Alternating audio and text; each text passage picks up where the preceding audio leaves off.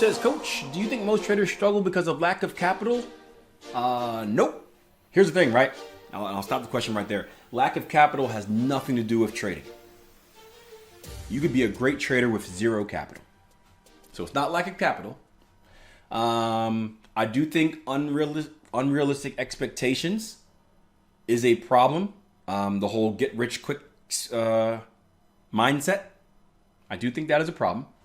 And I do think that is a problem that causes improper expectations, as you mentioned. I think it also causes poor actions. Because you'll have many traders that are actually doing really, really good, but they don't consider it good, and then they'll sabotage themselves. Right? So let me ask you guys this, right? What if I told you you can make a 50% return a year in the market? What would you say to that deal?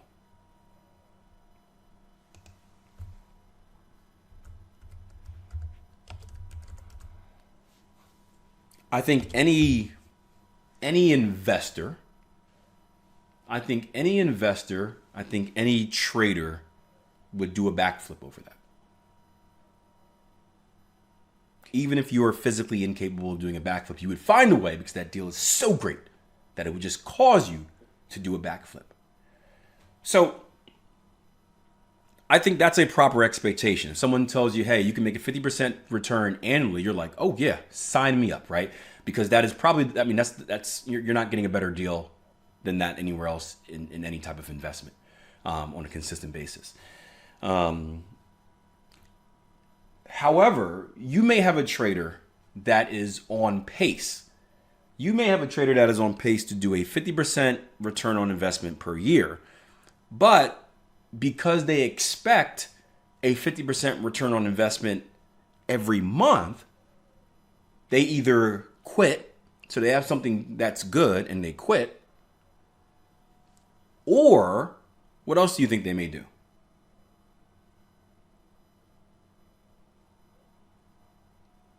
Or they may sabotage themselves. Yeah, they may say, you know what, that's not enough. I need more. And then they over leverage themselves. And then you guys know what happens when we don't execute good risk management tactics. You blow money when the downfall comes, when the drawdown happens. You lose everything because you're over leveraged.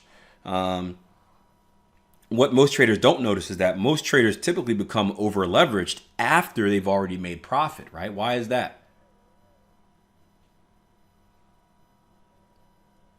From a psychological standpoint, why do most people begin to over leverage themselves after the profit has already been made, right? Because after they've already made profit, that's when the ego inflates, right?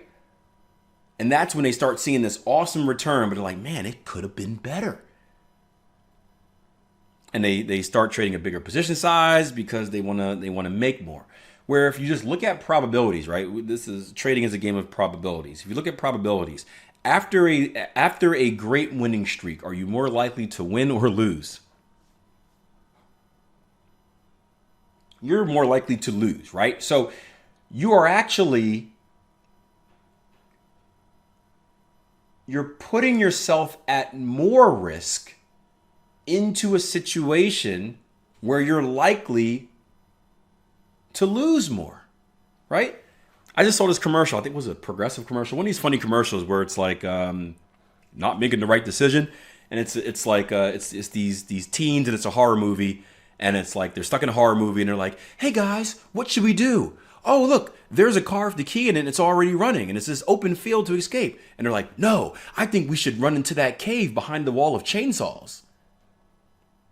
And then they go hide behind the wall of chainsaws, and the creepy, I guess, murderer person's back there like, really? Right? You make a dumb, you're already in a bad position. You just make it worse. But the mentality is, I mean, people don't think they're going to lose. That's the truth of trading, right? I mean, I'm sure many of us were that in position. When you win, you feel great. You feel like it's a you thing. You feel like you've mastered the markets. You can't lose. Right? It's that overconfidence. And it's the same thing. I mean, I'm a sports guy. I play basketball, right? When you get on a hot streak in basketball, right, you feel like you can't miss a shot. So I understand it. But in trading, when you're risking a lot of money doing it, it would actually be wiser to protect yourself. It would actually be wiser to increase your position size as you're going through a losing streak because your odds of winning are better. I think that's a problem too. Is traders are actually pretty good, but like you said, the expectations are unrealistic, so they end up sabotaging themselves because they want more. That was a story of when I managed money. Again, I started off managing money. I was making a nice 2% a month. That's what I wanted to do for my client, and we had a really really hot streak going. He asked, "Well, why aren't we making more?" And I was explaining to him. I said, "Well, just slow and steady, low risk. You gave me $250,000. I don't want to blow it. I just want to make you a little bit more return than you would get in any other investment." He's like, "Yeah, but I think we should do more." And I was like, "Yeah, well, I've been on a little bit of a heater over the last 6 weeks, so I'm preparing for a drawdown. Drawdown's a period where your trading system and strategy kind of struggles a little bit, and you got to absorb some losses before we can get to the next winning streak, right?" I'm saying all the same things. Like, no, we got to quadruple the position size, right? Because you're making good money, but we should be making more. I really don't think we should be doing that because I had zero backbone. Bass in my voice now was all, Sean, I don't think we should be doing that because, I got all, imagine my whole, I don't know if you guys know about power positions, right? I was the opposite of a power position. I was in the position of weakness where I made myself as small as possible, zero confidence. And then finally I gave in because I'm like, the client is always right. This is the guy that's paying my checks because, I make commission. I just gave in because I didn't want to lose this high client because, you do good by a high client. They have friends with a lot more money, and that's how you grow a business. So I quadrupled the position size after a winning streak, right into a losing streak. And of course, you get the phone call. "Hey, dude, how come you lost so much money?" "Well, what do you think?" I didn't say that, but that's what was on my head. "Why do you think we lost money?" "Because we quadrupled our position size after a winning streak right in time for the drawdown, you idiot."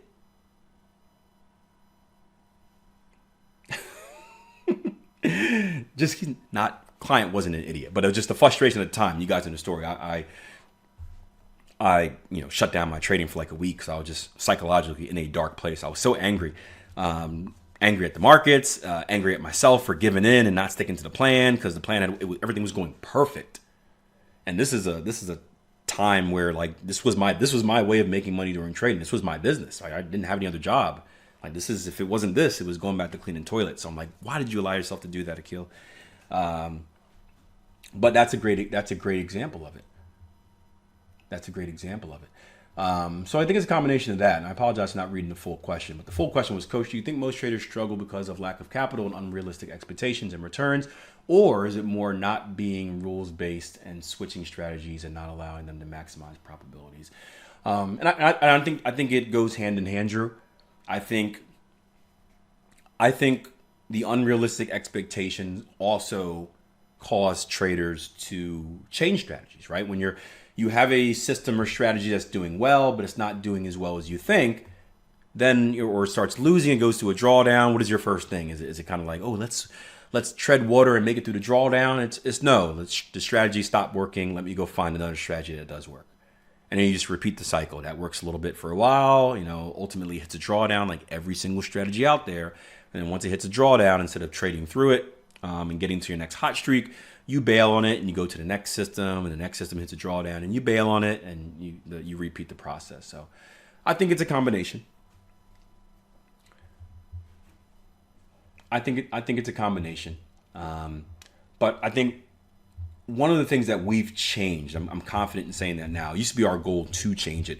One of the things that we have changed in the industry, and this is going back to Trade Empowered, is the realistic expectation of what trading is. And that is something I'm very proud of, because maybe it's me being blinded to the BS now, but I don't see nearly as much of the buy this simple system for $19 and be a millionaire in 3 days. I see a lot more messages that are kind of more in line with what trading is. And again, it could be because I choose to ignore anything that is BS. I'm allergic to it, right? Doctor wrote me a prescription the other day. I said, I don't want to stop being allergic to it. I want to keep being allergic to the BS. But there has been a shift. But certainly unrealistic expectations, certainly to get rich quick mindset. What people don't understand is they need I don't know if you guys watched the video that Jason Grayson just put out, or if you listen to his always free podcast or the newsletter. How about those shameless plugs, right? But he has a very simple solution for wealth building. And you got to think of investing, and that's what we do, investing, speculation, trading. This is not, the goal isn't to get rich quick through this.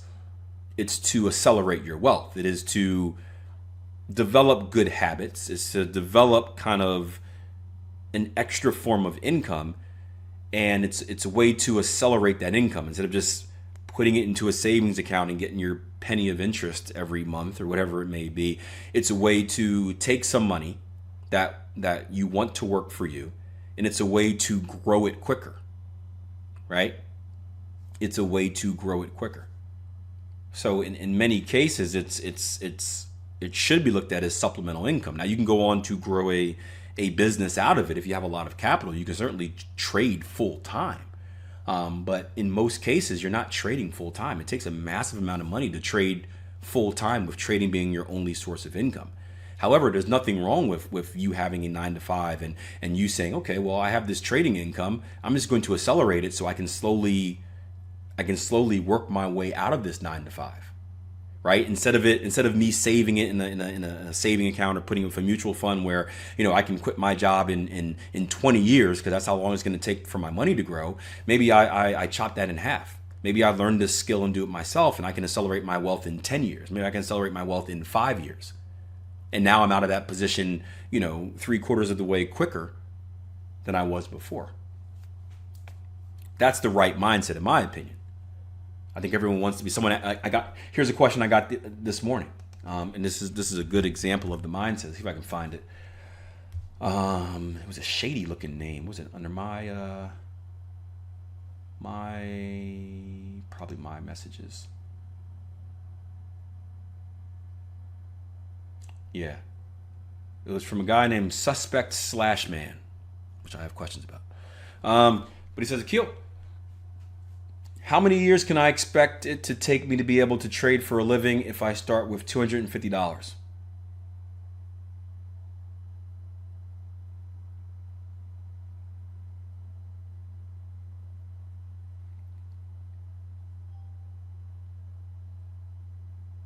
Come on, man. So that's a good example of the unrealistic expectation. First of all, there's no answer for that, because there are so many moving pieces, and you guys that have been through the process of learning how to trade, you know there's so many moving pieces of it. How long does it take you to learn? How long does it take you to back test? What type of profit does your strategy produce? What type of money management are you using, right? What are you going to add extra money to your? It depends on so many different things. But even what I wanted to respond in the first response I had in my mind is like, don't even think about it. Like, honestly speaking, and I don't want to put anyone down or make anyone feel bad, but if $250, you shouldn't even be thinking about trading. If that's all you have to invest in trading is not for you. There are other aspects of your life that you need to get under control first, right? Understand, you shouldn't be trading until you get the other financial aspects of your life in order. Trading should be done with money that you can lose.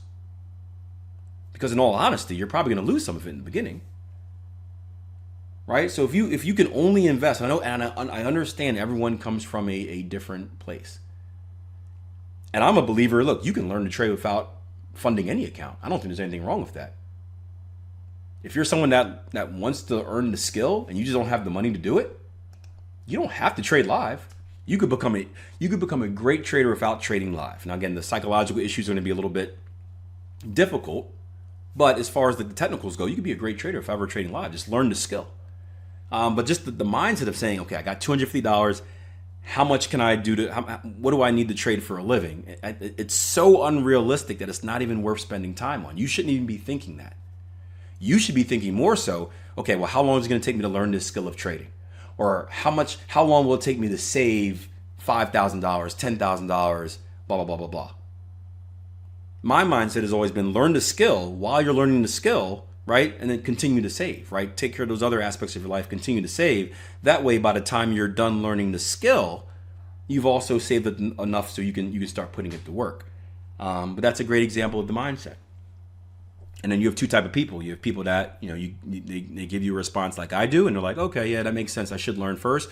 Or you got people that, they ask a question. I'm not saying this is that person, but in general, you have people that they ask a question and they want a certain answer. And when you don't give them that certain answer, they're just going to go to someone else. Well, you know what? I don't believe you. You're negative. I'm going to find someone else that says, yeah, I can learn. I can trade with $250 and be live. And that person, they're just waiting for you because that's someone that's trying to suck your money anyway. That person is just waiting. They're just waiting for you. Man, come on. Yeah, I'll tell you what you need to hear. Just give me that $19.99. Yeah. So yeah, it starts with the mindset. I think the mindset is the key to everything.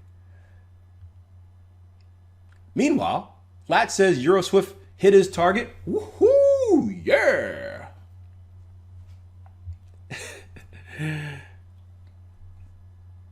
Abusing the weakness of greedy traders. And look, the older I get, I have no pity for people that fall for that. I think if you're, and again, I'm not talking about the ones that actually, I'm talking about the real sleazy ones. Like the one someone sent me a picture the other day of someone saying that you can make $1,000 a day or something like that. Like the ones that just like are like, some of them you got to be stupid to fall for. Let's be honest.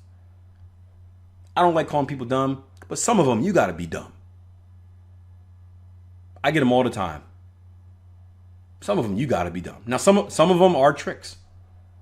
Some of them say all the right things and they're just there. Unfortunately, people are there to scam you out of money. It happens to the best of us, unfortunately. But the people that come up and are like, $1,000 every day for a month, just buy my system for $19.99, right? You got a question like, well, if your system's so good, why the hell are you selling it? And then why the hell are you selling it so cheap?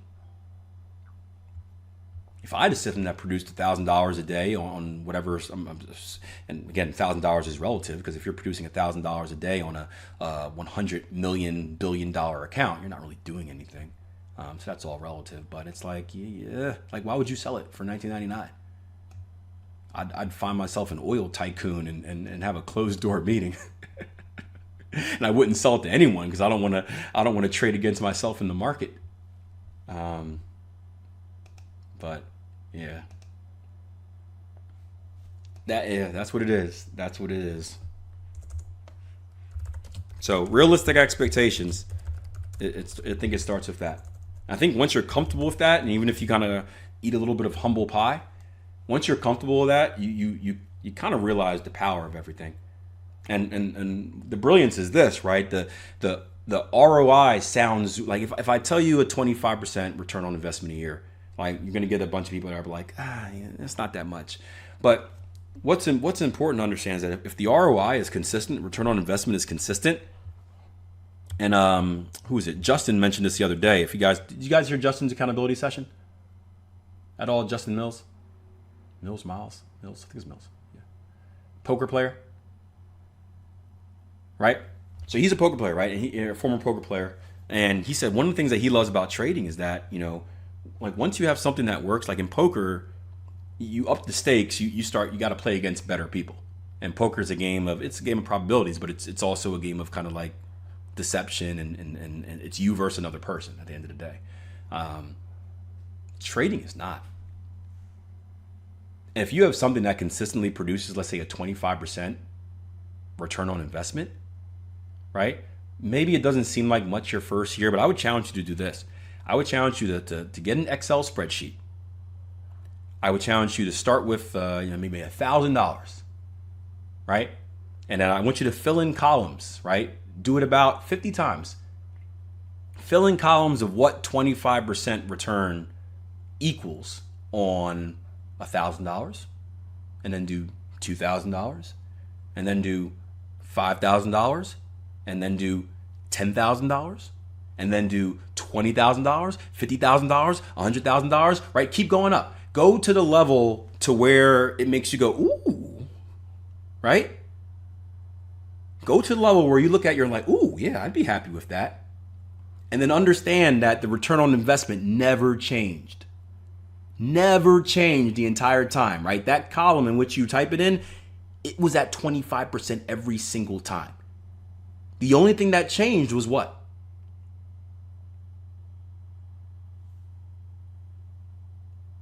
The capital. And I will say this to the day I die. It's not hard to make money. You may not like it. It may take a lot of extra work and stress, but it's not hard to make money.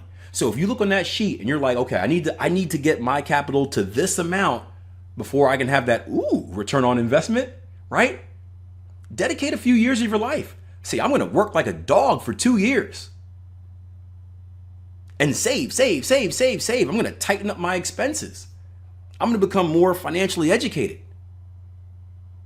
I'm going to make it a goal to dump everything into my savings, right? I'm going to do everything I can possibly do to accelerate my wealth over a 2-year period so I can jump between the levels of $1,000 to $10,000. Instead of it taking 10 years to get there, maybe I jump there in 2. And then you're that much closer. And at the same time, the money that you're producing in the market, the money that you're printing in the market is working for you too. So you're not only compounding from your account size, but you're adding it from your life as well.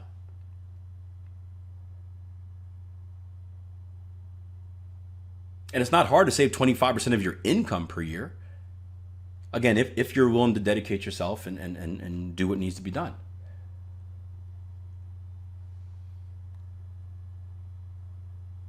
I would gladly dedicate 2 years. I have gladly dedicated many years. I'm dedicating myself until probably like 40. But I would gladly dedicate a couple years of hard work and a little bit of pain to pass up 5 years of like mediocre living and whatnot to have that big return at the end. So we'll see. Pound yen's coming back to the negatives. So we'll see. Greg said pound yen's breaking support soon. Yeah, still got if you're watching the 4 hour though, we still got 3 more hours. Jim says, so many people are desperate for a better life. I hate those scam artists that prey on desperate people, taking the money for those who need it most, but I have no sympathy for the lazy ones looking for. Yeah, I agree. Yeah, that's kind of my feeling on it. Yeah, the ones that actually want it and they fall for a good scam, I feel bad for them because it can set them back. The ones that are lazy and looking for a shortcut, I've no pity. That's what you get. You want to take a shortcut through a dark alley and you get mugged and robbed and beaten, then that's on you. You made that choice. All right. That's a good way to end things. Anything else, guys, for today? Darn you, Drew. Got me all. I was excited about making it through the whole session with no rants. And then you go ahead and turn me to Rantosaurus Rex at the very end. Rantosaurus Rex. The last of the dinosaurs. Sorry, Coach, you saved at least one trader. Good. And it was all worth it. Coach, what does the L in your name stand for? Luxurious? Like my lifestyle?